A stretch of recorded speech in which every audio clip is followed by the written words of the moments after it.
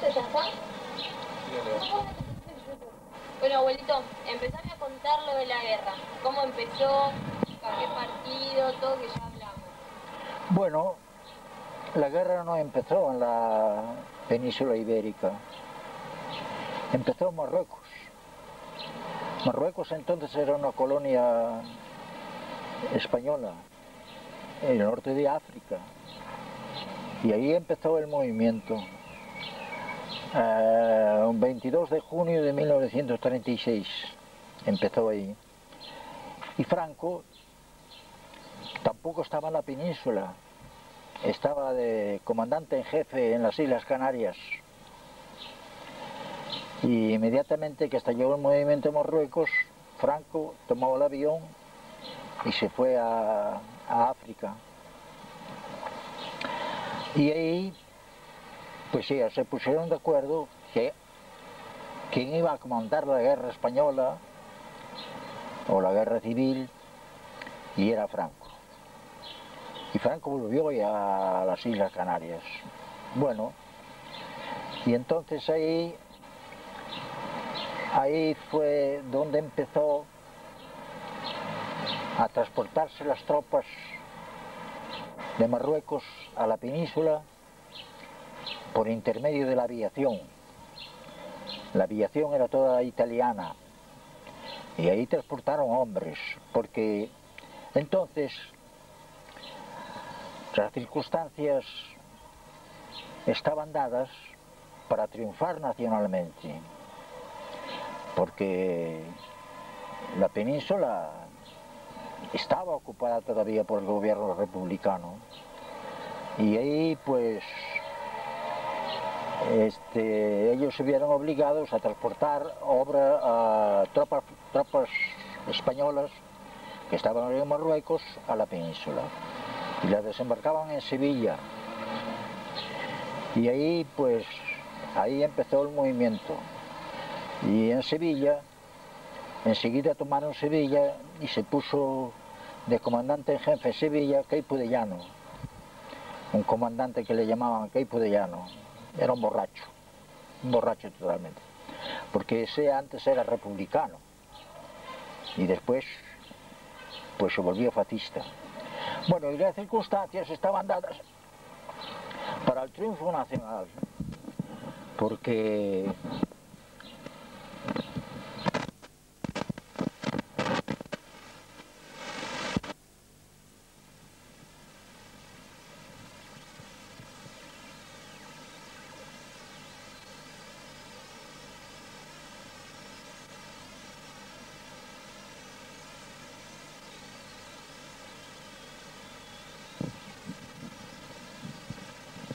ahí, a ver ahora. Vení. Ponéselo acá en el Acá. bolsillo. A ver, abuelito. póngalo. Ponelo ahí en el bolsillo, señor, lo estorba él. Ahí. Ya está, no.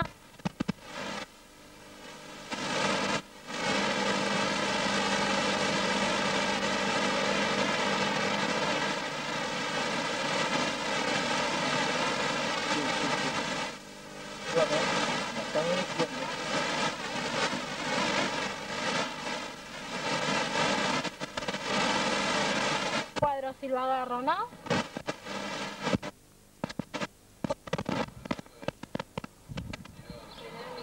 Pero póngalo aquí.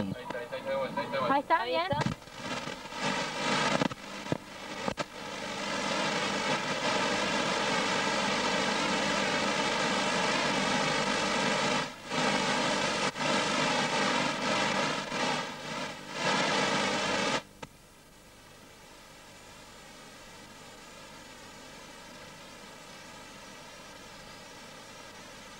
Ah, está mal enchufado. Que las circunstancias estaban dadas para el triunfo republicano, porque los republicanos ocuparon Madrid, o sea, las milicias entonces, que eran milicias, milicianos todos, ocuparon Madrid, ocuparon Barcelona, ocuparon Valencia, ocuparon Bilbao, ocuparon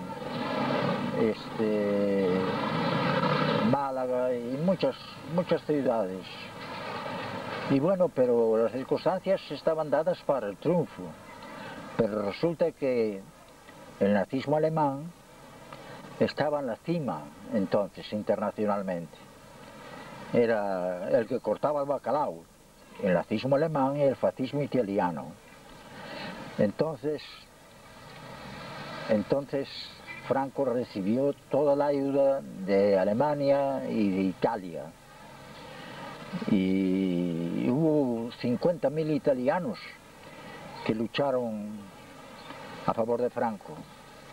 Y cuando salían las tropas italianas ya salían pertrechadas de todos los pertrechos militares. Y Alemania envió la Legión Cóndor, que era una fuerza de aviación. Y se ocupó de bombardear el norte de España. Y Italia ocupaba las Islas Mallorcas, que están cerca de Barcelona. Entonces de ahí, de las Islas Mallorcas, venían los italianos y bombardeaban constantemente, principalmente Barcelona. Ahora los alemanes bombardeaban Madrid también. Y nosotros carecíamos totalmente de aviación, no teníamos aviación, ni teníamos cañones antitanques, ni teníamos tanques, ni teníamos nada. Tanto es así que se formó un cuerpo de antitanquistas, gente voluntaria, para combatir los tanques. Y esos hombres cavaban un agujero en la tierra y ahí se dejaban estar. Y cuando pasaba el tanque por atrás, le lanzaba la granada de mano y el tanque por abajo es vulnerable. Entonces ahí utilizaba el... Hubo un hombre que en un día eliminó 3 tanques. Se llamaba un asturiano, Celestino Antuña. 3 tanques averió, ¿me entiendes? Y bueno, y la guerra civil, hubo 3 gobiernos solamente en todo el globo terráqueo que nos ayudaron. En primer lugar Rusia, en segundo lugar México y en tercer lugar Chile. Todos Chile y México eran demócratas. Existía la democracia entonces en Chile. Y bueno, Chile nos mandaba poco, nos mandaba armas ligeras. Y México nos mandaba hombres, pero desarmados. Y nosotros no necesitábamos hombres desarmados, lo que necesitábamos eran armas,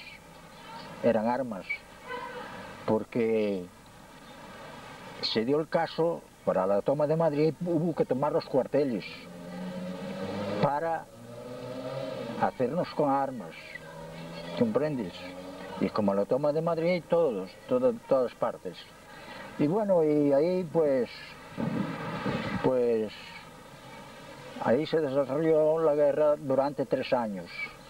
Y durante 3 años, ¿me entiendes? Nosotros después teníamos armas, hasta teníamos aviación también. Pero la aviación no competía con la aviación alemana, pero era muy inferior. La aviación que nos mandaba Checoslovaquia, nos mandaba aviones Checoslovaquia. ¿Cómo transcurrió más o menos la guerra, abuelo, esos 3 años? ¿Cómo fueron creciendo ustedes, los republicanos, en esos 3 años? Sí. ¿Cómo siguió Franco con todo esto? Sí. Contame más o menos. Sí, después de la creación de las milicias se creó el ejército, que le llamaban el Ejército Popular Republicano. Ahí se creó el ejército y ahí pues se combatía muy bien, pero también se daba el caso que todo el norte de España estaba ocupado por la República, pero entre el norte de España y el centro de España estaba dividido. Las tropas fascistas formaron un corredor ahí y después ahí pues los fascistas tomaron el norte, tomaron Irún, San Sebastián, Bilbao, Santander y Gijón. Bueno, pero a todo esto, todos los países que se llamaban demócratas, como Inglaterra y como Francia, comprendes, ellos mostraron una indiferencia con la República. Es decir, vale decir, que todos los gobiernos del mundo han preparado sus cuchillos para apuñalar la guerra civil española, excepto 3 gobiernos, que fue Rusia, fue Chile y México, 3 gobiernos. Bueno, y nosotros resistimos 3 años, pero lo que más nos afectaba era el hambre que pasábamos, porque no había comida. Yo he comido durante los 3 años únicamente lentejas. Y la lenteja debe ser un alimento muy bueno, porque jamás he tenido tanta salud como entonces. Ahora, escuchame una cosa, ¿pero ustedes dónde estaban durante la Guerra Civil Española? ¿Qué estaban? ¿Atrincherados? ¿Dónde estaba la familia? No. Yo estaba en Asturias, porque yo, un 28 de diciembre de 1936, tuve que pasarme de Galicia a Asturias por mar, porque aproveché la oportunidad que mi padre era armador de barcos de pesca de baja altura, y yo lo secuestré un barco y me pasé, yo y un hermano, a Asturias. Bueno, y llegué a Asturias, y bueno, y a mí no me faltaba que comer cuando estaba en casa. Pero llegué a Asturias y me encontré con la hambruna. Pero resulta que me recordé del dicho de Jesucristo, no solo de pan vive el hombre. Yo me alimentaba de los aires sanos, los aires de libertad, los aires puros que respiraba, me alimentaba. Bueno, y un 22 de octubre de 1937, me embarqué en una motonave que antes había navegado de primer maquinista ahí, porque yo era primer maquinista antes de la guerra civil, era primer maquinista.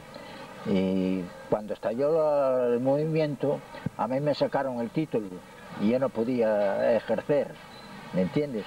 Entonces, bueno, entonces tuve que tomar la determinación de pasarme de Asturias, de Galicia a Asturias, de Cabo Finisterre a Cabo Torres. Y bueno, y ahí pues,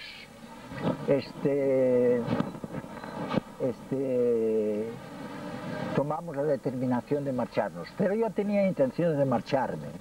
Pero a mí me puso muy alerta la mujer de un falangista, que éramos muy amigos de la mocedad, ¿me entiendes? Y un día iba yo por la casa de mis padres y me paró la mujer del falangista y me dice: Pepe, ten cuidado, que los falangistas tienen malas intenciones contigo, me querían liquidar.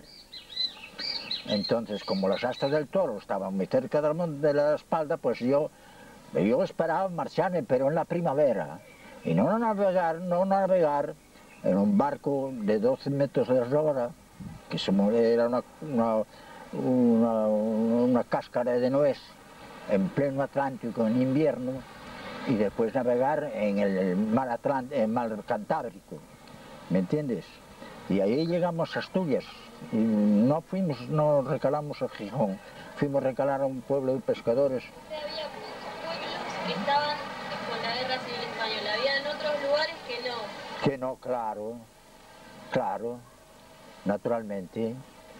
Y ahí en Gijón, el 22 de octubre de 1937, me embarqué en el barco ese, el barco que antes había navegado de primer maquinista. Y me embarqué ahí y fuimos a recalar a La Rochela. Y La Rochela ahí estuvimos 20, casi 40 horas a bordo. Y ni el cónsul se arrimó para traernos un sándwich. Sin comer. Después atracó el barco a la estación marítima y desembarcamos.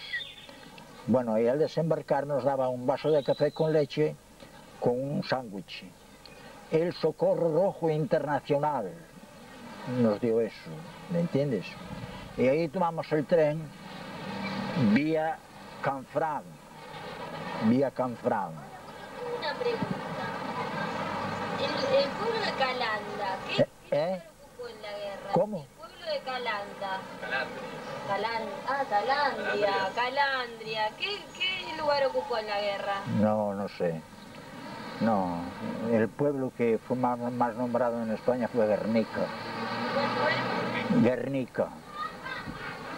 Guernica, que lo bombardeó la aviación alemana. ¿Calandria no sabes? No, Calandria no. ¿Estuvo al margen? No, eso no sé. ¿Eh? Los tambores de Calandria.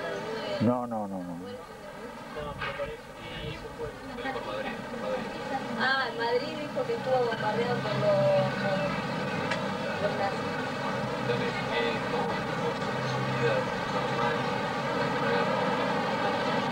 Bueno, escúchame, abuelo, contame más o menos en qué modificó.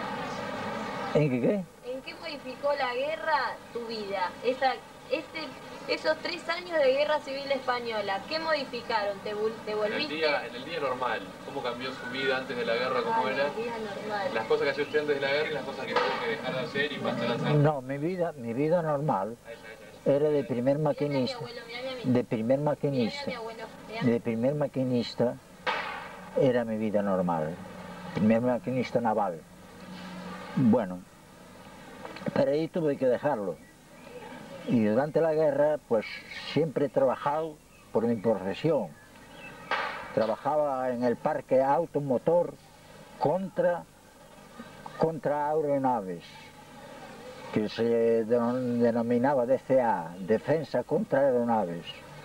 Eso trabajaba siempre ahí en el automotor. Pero al perder Barcelona, el parque se deshizo.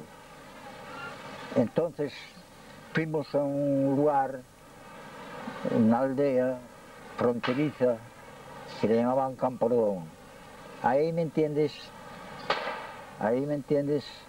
yo fui hasta Camprodón manejando un camión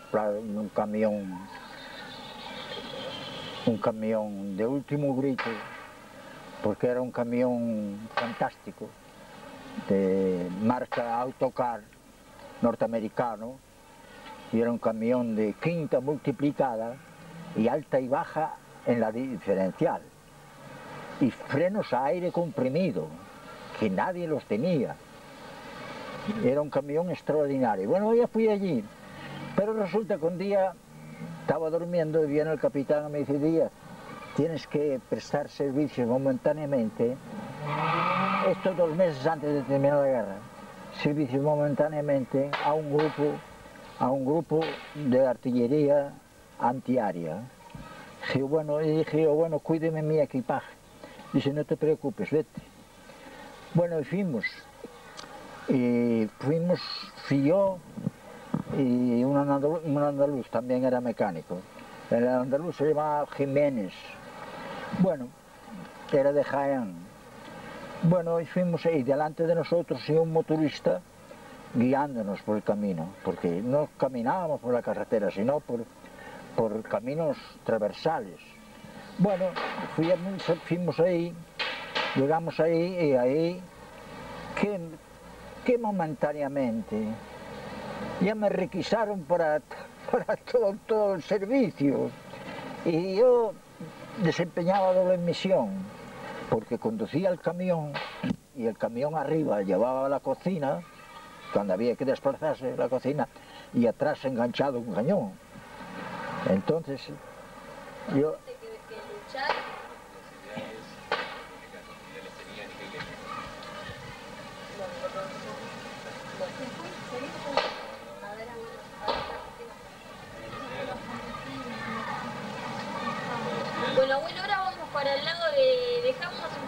este tema de la guerra, sí. Los frentes de combate republicanos estaban todos constituidos por voluntarios todos. Y estos hombres pertenecíamos a distintos partidos y distintas organizaciones. Porque había dos organizaciones en España. Había la Confederación General del Trabajo, que era anarquista, y la Unión General del Trabajo, que era socialista. Y entre una y otra había mucha diferencia social. Pero sin embargo, todos, absolutamente todos, hemos dejado dejación de nuestros principios y todos juramos defender la bandera republicana. Porque sabíamos que si triunfaba la República íbamos a tener una absoluta libertad y un correcto, perfecto Estado de Derecho íbamos a tener. Y después, sobre estos dos pilares, edificar lo que es la democracia. Porque la democracia que hay aquí y que hay en Europa no es la democracia. Porque aquí tenemos una libertad, pero no tenemos democracia. Porque la libertad es una cosa y la democracia es otra cosa. Porque la democracia no es siquiera una palabra castellana, es una palabra griega que traducida literalmente al castellano quiere decir el poder del pueblo para el pueblo. El poder del pueblo para el que hace todo y nunca tiene nada. ¿Me entiendes? Eso es lo que había ahí. ¿Me entiendes? Así que ahí el partido más grande que había en España era el Partido Socialista. El Partido Socialista, que tenía un elenco directivo algo sensacional. ¿Me entiendes? Eso era. Después estaba la Izquierda Republicana, Unión Republicana, después estaban los liberales, eso. Y por la parte obrera estaba la Confederación General del Trabajo y la Unión General del Trabajo. Eso era lo que había. ¿Cuáles eran las diferencias ideológicas de los republicanos y los fascistas? Ahí está. Bueno, los republicanos, eso es esa palabra república. República es algo público, la república. ¿Comprendes? Entonces, la república le da derecho a elegir la humanidad sus deseos. ¿Me entiendes? Mientras el fascismo no, el fascismo el nazismo es una dictadura terrible. A mí estando en la resistencia francesa, me tocó matar. Y hoy es el día que lamento porque maté a gente de pueblo, a soldados. Pero os digo una cosa, que maté a fanáticos. Porque en Alemania había un fanatismo muy grande por Hitler. Y Hitler, él estaba loco, totalmente loco. ¿Comprendes? Fíjate bien que no estaba contento con los territorios que ocupaba entonces parte de Inglaterra, porque hay un archipiélago al oeste del Cabo Cherbourg, que son 3 islas, Origny, Jersey y Guernesey. Y yo estuve ahí trabajando a trabajo forzado, estaba condenado. Y ahí, ¿me entiendes? Después, cuando desembarcaron los aliados en Normandía, que los aliados en Normandía desembarcaron sin tirar un tiro de cañón, ni un tiro de cañón tiraron. Porque resulta que los aliados parachutaron gente y después entre los parachutistas y la resistencia tomaron las casamatas de los cañones por atrás, a cuchillo, los pasaron a todos. Y ahí, ¿me entiendes?, fue cuando después lanzaron las bengalas que podían atracar y atracaron sin tirar un tiro de cañón. sin tirar un tiro de cañón, ¿me entiendes? El tema de los curas, ¿qué posición tenían los curas? Si mataban también, si estaban del lado de los republicanos, si solo se encerraban en las iglesias. Contame eso. El clero español no ejercía la política o las actitudes de Jesucristo, porque con Jesucristo estaba todo el pueblo, ¿me entiendes? Y los curas españoles nunca estuvieron con el pueblo, estaban con el rico, se codeaban. Entonces los curas del lado fascista empuñaron el fusil para matar. Está prohibido religiosamente, no se puede matar, ¿comprendes? Bueno, y te digo de veras que todos los curas que cayeron en manos de los republicanos fueron pasados por las armas. Todos fueron pasados por las armas. En Asturias, un solo cura he visto yo, un solo cura. Y después en Barcelona he visto dos curas. Es más, mira, en la toma de Barcelona hubo un convento que ya se preparó antes, con sacos terreros y con ametralladoras en la azotea, ¿me entiendes? Entonces estaba ahí cuando estalló el movimiento, ellos desde la terraza dominaban todo. Pues tuvo que ir, comprendes, un cañón, le tiró unos cuantos disparos y pusieron bandera blanca y se rindieron, ¿me entiendes? Vale decir que el clero generalmente estaba con Franco. Bárbaro. No, pero las personas fascistas, llevaban a gente a un lugar que no... Ah, pero mira, ahí en ese convento, que eran frailes todos, no muy lejos, había un convento de monjas. Y cuando entraron los republicanos en el convento, pues hallaron un pasadizo subterráneo que comunicaba de un convento a otro. Y en el pasadizo subterráneo pues se pasaron al otro convento. Y ahí, ¿me entiendes?, se encontraron las monjas en estado, empreñadas, ¿me entiendes? Y después los republicanos vivos dicen, no, esto hay que buscarle más.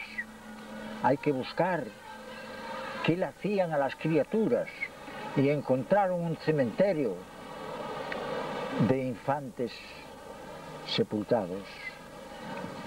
Y encontraron monjas preñadas, y después los republicanos la pusieron públicamente en la vereda. Y dice, esta es la religión católica. Porque la religión católica tiene una historia muy sucia. Tiene las cruzadas, tiene la Santa Inquisición. La religión católica es una historia muy sucia. Ahora se está componiendo, ahora se está poniendo del lado del pueblo.